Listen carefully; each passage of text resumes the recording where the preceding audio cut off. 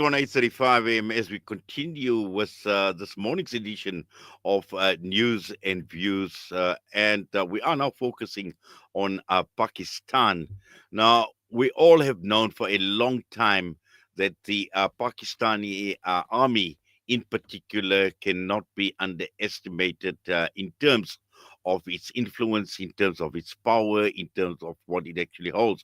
And when one looks at the developments that have been taking place right across the entire world, and particularly with regards to the Zionist entity of Israel and normalization with many of the countries, we know the likes of Morocco, the United Arab Emirates, Bahrain, and others. But the focus on Pakistan and Pakistan being a nuclear power as well, which makes it even more relevant. And this is what we intend discussing this morning, looking at this Zionist blueprint behind Pakistan's new military posture. And we are now joined out of Washington, D.C. this morning, Professor of Law, Religion, and Global Politics, also Director of the Center for the Study of Islam and Decolonization in Islamabad, in Pakistan, also a member of the International Movement for a Just World. Professor Junaid Ahmad, Assalamu alaikum wa rahmatullahi wa barakatuh. Welcome. I know it's late for you in Washington, but we do appreciate your time. No, Walaikum salam. It's such a delight to be with you. Yes, Prof, this is quite an interesting development where we're talking about institutional Zionization of Pakistan's military posture. And as I mentioned in my introduction, the military in Pakistan is a powerful entity on its own as well, and targeting the military of Pakistan. And let's just try and understand, how this actually ties into the broader agenda on the part of both the United States of America and Israel. Yeah, it's becoming a more interesting story as each day, each month proceeds. Especially since we use this reference point of the regime change operation that the U.S. launched in Pakistan against former Prime Minister Imran Khan in March and April of 2022. We have seen since then, of course, this is nothing new in Pakistan, a string of generals, army chiefs come and pledge their loyalty to Washington, sometimes in more subtle ways and sometimes quite overtly. And what we have also seen is that you mentioned correctly the whole drive of normalization that, of course, began with these other countries. Still, it's somewhere on the agenda that they think that they can get the Saudis to do it. One of the things that people don't know is that one of the biggest prizes of that time in that whole attempt of normalization was to try to get Pakistan to recognize Israel and normalize relations. And all of a sudden in Pakistan, you saw the explosion on media of this debate. Oh, should we recognize it? Are we anti-Semitic if we're not? It was clear that the Pakistani elites, the military elites and political elites wanted that normalization with Israel. They perhaps were feeling a bit jealous that India is getting all of this fancy technology and surveillance equipment and has this relationship, and they're out of it. Plus, they know what we all know: the fastest, the easiest, quickest way to Washington's heart is through Tel Aviv.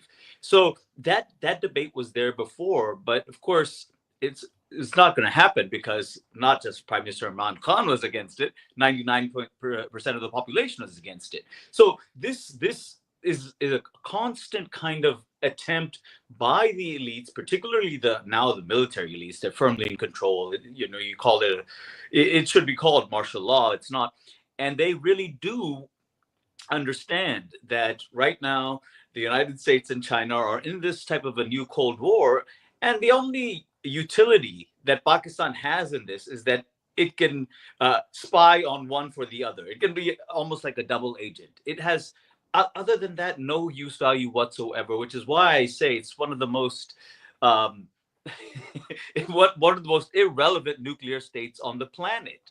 And we've seen that throughout this genocide in Gaza. What has Pakistan done? Nothing. Well, certainly. Also, a number of names actually stand out, and the name of Field Marshal Asim Munir, the chief of Army Staff of Pakistan, actually stands out. And let's just talk about the relevance as far as the Field Marshal is concerned, because, obviously he's risen to relevance to quite a large extent. Absolutely. So after the ouster of former Prime Minister Imran Khan, you had, which, and that, that is the important event in which you have all of these powerful political actors domestically and internationally, Washington and the local military elites and political mafias had to all get together to keep Khan out. And of course, he's now been imprisoned. And so at that time, it was General Bajwa who had basically, assured Washington, we'll get rid of this guy. This guy actually doesn't know that our civilian prime ministers should have zero say in our foreign policy. That's how it's always been. Most of our prime ministers have agreed to that. This one, this Imran Khan is more independent minded. So it was General Bajwa who then brought this new General Asim Munir to Washington, introduced them, and said that don't worry, you're in good hands. That Pakistan will continue to provide the United States whatever it needs. There's actually talk of there was an old drone base. It was closed down. There's talk of reopening it, and to allow American just projection of power in Pakistan to essentially, I mean, the first and foremost to spy on and see what's going on in China, but also the India factor is also interesting. So that when India is, as we know, has been very close to Israel, very close to the United States, the U.S. wants India to as a bulwark against China, but the U.S. also manipulates Pakistan into this as well. So when it wants to kind of tell India that, wait, you're getting too big for your own boots, it kind of lifts up Pakistan as well. And so in these elite power games, the Americans have always, throughout the Cold War till today, trusted an army chief. They didn't have much time for the Democrats, and it must be said that most of the Democrats and the political parties, they were no good either. Khan has come along, and that's why we're seeing the reaction against him and his party, because for the first time in many decades in Pakistan, it represented something that was serious about Pakistani sovereignty and social justice at home. Yes, but also I think, when one looks at the American agenda and what America is trying to achieve on behalf of Israel, and Donald Trump has actually proven to be a transactional president, because this is exactly what he has been called, and also central to him being the type of president as well who wheels and deals, has been his son-in-law, Jared Kushner. And now his name obviously has come up in all of this as well, as far as Pakistan is concerned. Yeah, I have to admit that along with some of those elites that I mentioned in my piece, I was also duped by the fact that I really did think that Trump had a special liking for Khan. Their meetings seemed such in which Trump was totally enthralled by Khan. So and during the campaign, some folks on the Trump campaign would tell some Pakistanis that, look, yeah, Trump's thinking about this, always thinking about Khan, etc. What has happened? Nothing has happened. And as I say in the article, the CENTCOM commander, the CENTCOM of the U.S. CENTCOM in the Middle East, Kurilla, basically says, tells Trump, forget about your old friend. We have a new, better friend. His name is General Asim Munir, and so that in Washington D.C. itself, where I'm at, it is as if there are few key players that have put this, what I call the Zionist firewall, that even this independent-minded Trump, who is of course totally enmeshed in Zionist funding and so on and so forth, but he also doesn't like to be bullied, and he inside probably also despises Netanyahu.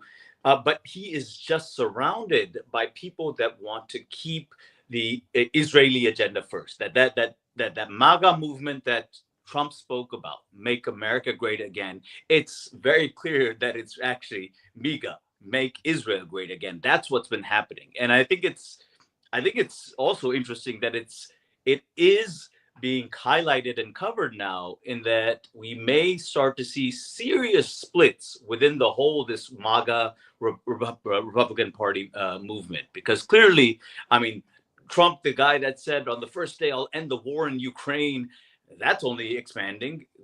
It's only expanded it to Iran now. So I mean, none of that is coming. So it's been a bad couple of months for Trump, I think.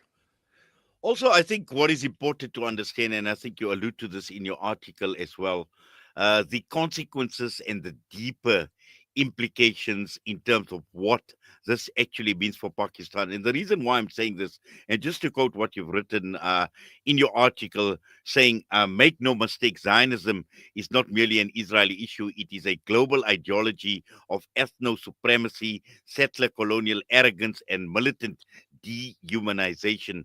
And when Pakistan's generals align with it, they are not just betraying Palestine, they are rehearsing its methods in Baluchistan, in Waziristan, and in the prisons holding the remnants of a once democratic policy. Now, that is a No, shocking absolutely, statement. absolutely, and then this is unfortunately the story with provinces such as Balochistan. But even before that, just to remind our viewers that who everyone will know this, that of course there was an East Pakistan at some point, which has now become Bangladesh. It was, and in fact, East Pakistanis, they don't know this, were the most enthusiasts of creating a new Pakistan out of India. But the Pakistani elites in West Pakistan, particularly the military and feudal elites, treated them so badly that they won their war of independence and became Bangladesh. Unfortunately, that type of semi-colonial relationship still continues internally, with the dominant province of Punjab in its relationship with provinces like Balochistan, and especially KPK, Khyber Pakhtunkhwa, where the Pashtuns or the Pathans are at, and where throughout the war on terror, the Pakistanis would bend to American pressure, start military operations there, massive displacement, massive killings, would actually go along with these drone attacks, even though publicly denouncing it. So, so you can, our viewers can know where all this sentiment is coming from. Why Khan, even if Imran Khan was not perfect, Khan was someone who, throughout the war on terror, said two things. One is that it's this military solution to this problem is immoral. It will have lots of so-called collateral damage, meaning lots of deaths and displacement. But second, it's going to be counterproductive. It's going to only fuel more militancy, and that's what we've been seeing time and time again. And that's, in some sense, that is what we call like the U.S. policy or the Israeli policy. That policy is what you try to solve a problem first by military means, and I think that's what the Pakistanis have now adopted as well. Yes. Also, I think just to what extent is Pakistani society, the people of Pakistan, the population of Pakistan aware of these dangers that are lurking? Because when you speak of Asim Munir, you refer to him as the viceroy of Zionabad. Now I think that is obviously tongue in cheek, but really, it makes a lot of sense because, again, serving Israeli interests in Pakistan, and especially at a time when we see this horrific genocide that is playing out in front of our very own eyes for the last 21 months, Prof. Junaid. Yeah, brother. I mean, how can one not be utterly disgusted by seeing what's going on in Palestine, and then this military of yours that says we're the only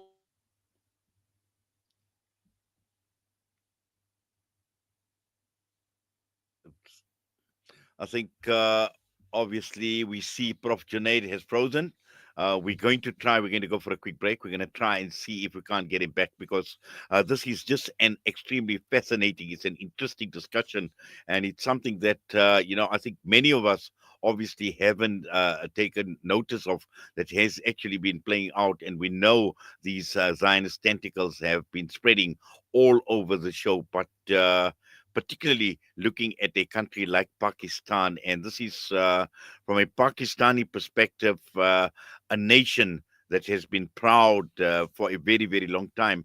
But when one looks at Oh, generals that have been oh, brought over, Prof, sorry, yeah, we lost you there. We lost you yeah, there. Let us just continue. Let us sure. just continue talking about Pakistan society, and as we said, at a time when we see this most Hmm. horrific genocide with all its savagery and brutality. Yeah, no, absolutely. I mean, I think that if people, the problem is that people don't know, have a sense of what Pakistanis. We're talking about a country of 240 million people, how they have been suffering both under their own military dictatorship, but also the trauma of a country. You know, I had a professor friend of mine, very prominent Palestinian professor, who had come to Pakistan a number of years ago, and he had said that, wow, I think Pakistan could possibly be the most pro-Palestinian country on the planet. And so you can then understand why ordinary people are just like, enraged that there's military that always is praising itself for this and that, and their nuclear power hasn't done anything, barely is able to say anything at these whatever conferences they have or in the parliament and so on. And you put two and two together and you see that, okay, well, actually this whole architecture of Zionist control includes Pakistan. It doesn't exclude it. Pakistan is not an antagonist of it. Pakistan has always wanted to become a part of it. The only problem is the people don't want to be a part of it. But the elites, particularly the military and political elites, they have always wanted to, because that's the way, that's the easiest way to be close to Washington and so on.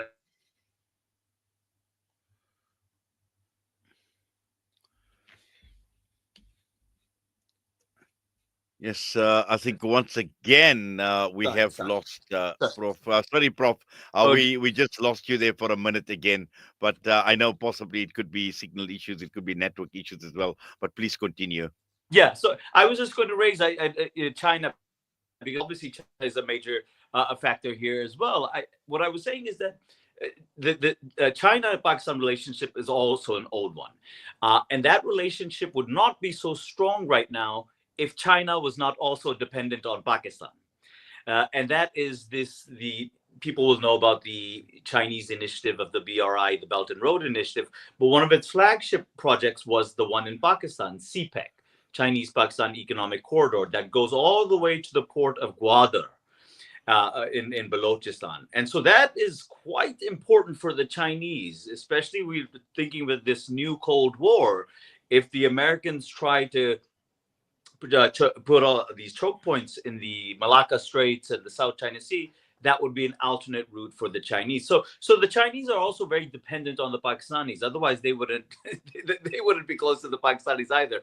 So Pakistan's stuck in the middle of this game, but the Pakistani military elite, because they've always it's that colonial legacy that has not gone away. And that's why I always say that it's Pakistan suffers, like many countries, from incomplete or betrayed decolonization. And I think that when Khan arose, and I know because my students and not just young people, everyone, it felt like, wow, this is a second independence movement that is emerging in the country. That's exactly what it felt like. And I think that's why it was so brutally suppressed. Just finally, considering what had taken place recently between India and Pakistan, and Donald Trump obviously has stepped in and he's taken a lot of credit for actually preventing this war between India and Pakistan.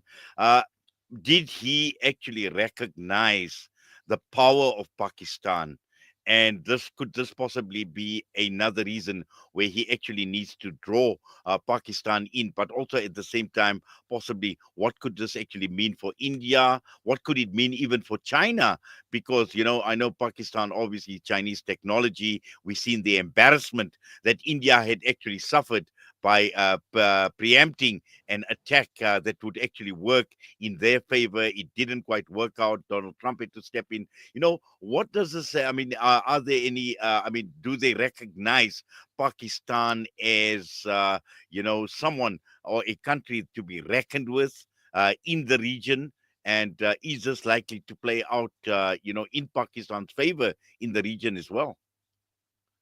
Well, there's two things here. There's no question that engagement with India taught us many things, and of course, perhaps the most important thing is that these advanced Chinese technology in terms of weapon systems in combat has performed extraordinarily against Western technology. This was the big thing. I mean, in actual combat, we were able to see this. So this is a people are thinking about this in all major capital cities of, okay, well, this is what China has been up to. China is not like the US. It has no interest in going to war everywhere. But if a country that's getting weapons from the Chinese, responds to India, and this is what the results are, great. That you now we have a sense that yes, China, the Chinese just don't copy Western technology; they are now innovators of technology, and so that was certainly proven. Of course, we wish that same Chinese technology that Pakistanis were using against India would be used to protect the Palestinians, but that's another story. But so I do agree with what you're saying is that people in Washington and other places as well, they are very seriously saying that, okay, well, the conventional disparity is of course huge between India and Pakistan in terms of armed forces, but there's the nuclear weapons both of them have, and now it seems like even in terms of weaponry, fire, their planes and so on and so forth, they can handle themselves. So I think that just like Israel in some ways, um, India can only do a short, and it couldn't even do a short term one this time. A long one, long battle, etc., won't be able to do. So the point is this: the point is not to say that the Pakistanis we don't have the people. We have so many committed patriots and soldiers and officers that want to protect the country and want the country to prosper. But we have some folks at the top, the high command and the top brass. All they're interested in is giving their bayah, their loyalty, and having their qibla be Washington and London and New York and so on and so forth. So that's the problem.